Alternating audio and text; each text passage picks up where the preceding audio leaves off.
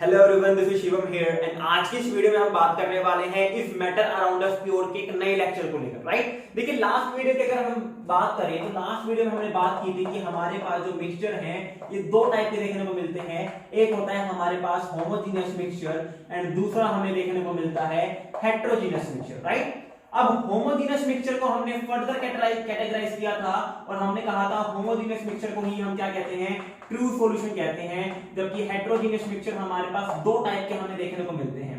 एक हमारे पास होता है कोलोइडल और एक हमारे पास होता है सस्पेंशन।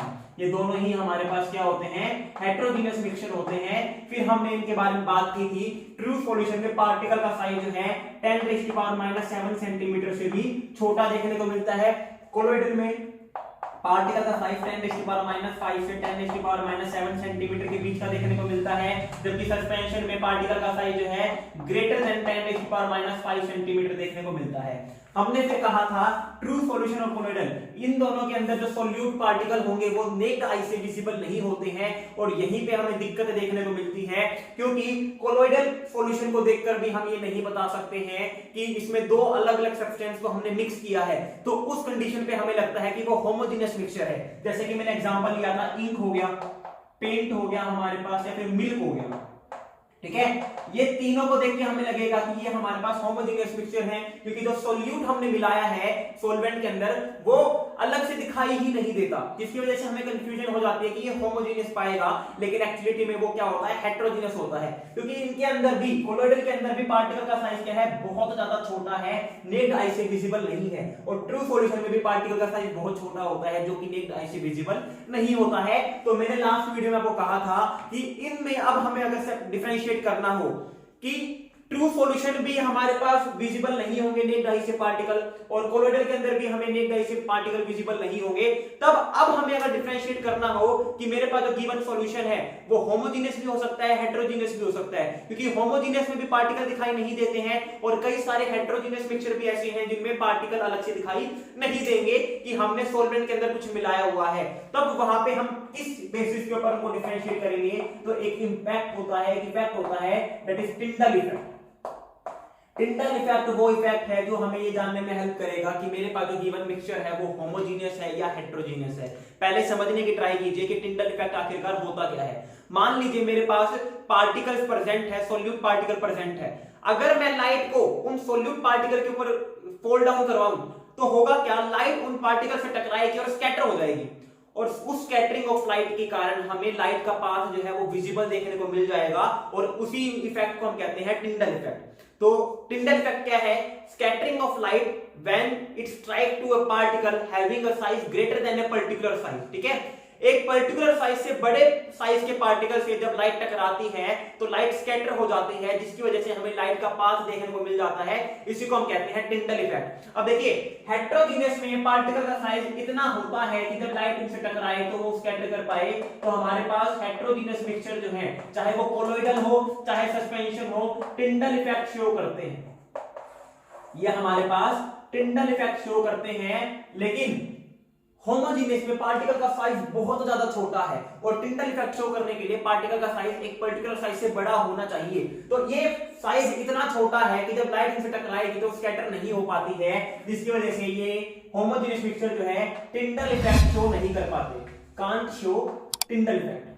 ठीक है, तो टिंडल इफेक्ट की हेल्प से ही हम ये बता पाएंगे कि हमारा जो गिवन मिक्सचर है वो होमोजेनियस होगा चाहे हेटेरोजेनियस होगा। एग्जांपल के तौर पर मान लीजिए मेरे पास एक मिक्सचर दे रखा है, मैंने क्या किया कि एक ट्रांसपेरेंट बीकर ले लिया, इसमें मैंने अपना सॉल्वेंट फिल कर दिया, मान लो सॉल्यूशन फिल कर दिया। अब मुझे क्या करना है, मुझे ये जानना है कि ये सॉल्यूशन जो मुझे गिवन है ये होमोजेनियस होगा हेटेरोजेनियस होगा। सॉल्यूशन को देख के तो ऐसा ही फील हो रहा है कि ये होमोजेनियस है, तो हम क्या करेंगे, टिंडल इफेक्ट शो कराएंगे। मान लीजिए मैंने टॉर्च रख दी यहाँ पे, अब टॉर्च की लाइट क्या पड़ेगी, डायरेक्टली जो है यहाँ पर हमारे पास जो सॉल्यूशन है इसके ऊपर हमने गिर दी। अब हमने क्या पाया, जो लाइट है वो हमें इसका रास्ता जो है, इसका जो पाथ है, बीकर के बाहर देखने को मिल रहा है, बीकर के अंदर देखने को नहीं मिल रहा। इसका मतलब ये कौन सा मिक्सचर पाएगा, होमोजेनियस मिक्सचर पाएगा। ये कैसा मिक्सचर होगा, होमोजेनियस मिक्सचर होगा। क्यों, क्योंकि होमोजेनियस मिक्सचर के अंदर पार्टिकल का साइज इतना छोटा है कि जब लाइट उस पार्टिकल से टकराएगी तो वो स्कैटर नहीं हो पा रही, और जब तक लाइट स्कैटर नहीं हो पाएगी तब तक उसका रास्ता, उसका पाथ हमें विजिबल नहीं होगा, यानी कि मिक्सचर कैसा हो गया, होमोजीनियस हमें देखने को मिल जाएगा। लेकिन वहीं पे मैंने क्या किया, एक बीकर लिया, एक ट्रांसपेरेंट बीकर लिया, इसमें मैंने मिक्सचर फिल कर दिया, देखने में ये भी होमोजीनियस मिक्सचर लग रहा था। अब मैंने यहाँ पे टॉर्च को लेकर यहाँ पे लाइट गेट दी इसके ऊपर, और हमें क्या दिखा, हमें लाइट का पाथ बीकर के अंदर भी विजिबल हो रहा है कि वो किस पाथ से ट्रेवल कर रही है। तो यानी कि ये मिक्सचर कैसा हो गया, हेटेरोजीनियस हो गया। क्यों? क्योंकि हेटेरोजीनियस मिक्सचर के अंदर जो पार्टिकल का साइज है वो इतना होता है कि जब लाइट उनसे टकराए तो वो स्कैटर हो जाए। तो यानी कि हमारे पास एक ऐसा मिक्सचर हो जाएगा हेटेरोजीनियस। तो अगर आपको मिक्सचर को देखकर समझ में नहीं आ रहा कि वो होमोजीनियस है या फिर हेटेरोजीनियस, तो आप क्या यूज कर सकते हो, टिंडल इफेक्ट यूज कर सकते हो। फॉर एग्जांपल, कई बार आपने देखा होगा आपकी विंडो से एक लाइट, मान लीजिए ये आपकी एक विंडो है, आपने कई बार देखा होगा विंडो से एक लाइट जो है वो आपको दिखाई देगी कुछ इस तरीके से, ठीक है। अब आप कहोगे सर एयर तो होमोजीनियस मिक्सचर है, तो जब एयर होमोजीनियस मिक्सचर है तो हमें लाइट का रास्ता नहीं दिखना चाहिए था, लाइट का पाथ विजिबल नहीं होना चाहिए था, फिर एयर ने कैसे शो कर दिया? आपने तो कहा कि होमोजीनियस मिक्सचर शो नहीं करते हैं। तो बच्चों एयर होमोजीनियस मिक्सचर है, अब एयर के अंदर डस्ट पार्टिकल भी तो प्रेजेंट होंगे, और वो डस्ट पार्टिकल का साइज एक पर्टिकुलर साइज से बड़ा होता है, जिसकी वजह से होगा क्या, जब लाइट उन डस्ट पार्टिकल से टकराएगी तो वो स्कैटर हो जाती है और हमें उसका रास्ता दिखाई देना स्टार्ट हो जाता है। तो यहाँ पे हुआ क्या होगा, जब लाइट सनरेज से जब लाइट है वो आ रही होगी तो वो आसपास में एनवायरमेंट में जो प्रेजेंट डस्ट पार्टिकल है उनसे टकराएगी और क्या हो जाएगी, स्कैटर, जिसकी वजह से हमें उनका पाथ विजिबल हो जाएगा। और आप देखते भी होंगे जो विंडो से रोशनी आ रही होती है उसमें आपको बहुत सारे डस्ट पार्टिकल जो है वो ट्रेवल करते हुए इधर उधर मूव करते हुए दिखेंगे, राइट। यानी कि यहाँ पर हमारे पास एयर के कारण स्कैटरिंग नहीं हो रही, क्योंकि एयर तो होमोजीनियस मिक्सचर है, एयर में जो डस्ट पार्टिकल प्रेजेंट है उसके कारण स्कैटरिंग हुई है। तो ये हमारे पास क्या है, कंप्लीटली टिंडल इफेक्ट। तो आई होप आपको जो टिंडल इफेक्ट है कंप्लीटली समझ में आ गया होगा कि टिंडल इफेक्ट क्या होता है और किस तरीके से हमें टिंडल इफेक्ट ये जानने में हेल्प करता है कि हमारा जो गिवन मिक्सचर है ये होमोजीनियस है या फिर हेटेरोजीनियस, राइट। अब हम चल रहे हैं हमारे बहुत इंपॉर्टेंट कंसेप्ट की तरफ, दैट इज कंसंट्रेशन टर्म, जहां से न्यूमेरिकल बहुत फ्रीक्वेंटली आस्क्ड रहते हैं। और ये न्यूमेरिकल पोर्शन जो है यही आपको थोड़ा सा हायर लेवल पे जब हम जाएंगे तो थोड़ा सा हाई लेवल एंड में देखने को मिल जाएगा। और जो हमारा नेक्स्ट कंसेप्ट है वो है कंसंट्रेशन टर्म। जो ये कंसंट्रेशन टर्म है ये कंप्लीटली हमारे पास न्यूमेरिकल पोर्शन है। कंसंट्रेशन टर्म्स हमें क्या बताती है, तो ये एक वर्ड है कंसंट्रेशन। कंसंट्रेशन हमें ये जानने में हेल्प करता है कि गिवन अमाउंट ऑफ सॉल्वेंट में कितना सोल्यूट प्रेजेंट है। कहने का मतलब ये है, मान लीजिए मैंने क्या किया, मैंने यहाँ पे एक बीकर लिया जिसमें मैंने जो है 100 ml पानी डाल दिया। मैंने क्या किया, इस बीकर में 100 ml जो है वाटर डाल दिया। अब इसमें मैंने 5 ग्राम शुगर डाल दी। मैंने क्या किया, 5 ग्राम शुगर डाल दी। आपको आप कहोगे सर हम तो नमक डालेंगे, तो भाई नमक डाल लो, कोई दिक्कत नहीं है। तो ठीक है, मैंने 100 ml वाटर में क्या डाल दी, 5 ग्राम शुगर डाल दी। वही मैंने एक दूसरा बीकर लिया, इसमें भी मैंने क्या किया, 100 ml जो है वाटर ले लिया। इसमें मैंने क्या किया, 100 ml वाटर ले लिया और इसमें मैंने आपकी बार क्या की, 10 ग्राम शुगर डाल दी। ठीक है, इसमें मैंने क्या किया, आपकी बार 10 ग्राम शुगर डाल दी। ठीक है, अब हमें साफ दिखाई दे रहा है कि मेरे पास जो फर्स्ट केस है इसमें सोल्यूट कम है, सेकंड केस में सोल्यूट ज्यादा है गिवन अमाउंट ऑफ सोल्वेंट के अंदर। ठीक है, तो हमारे पास कंसंट्रेशन टर्म्स ये जानने में हेल्प करती है कि कितना सोल्यूट प्रेजेंट है कितने अमाउंट ऑफ सॉल्यूशन के अंदर। ठीक है, कितना सोल्यूट प्रेजेंट है कितने अमाउंट ऑफ सॉल्यूशन के अंदर। तो वाटर और शुगर मिलकर क्या बना लेंगे, सॉल्यूशन बना लेंगे ना।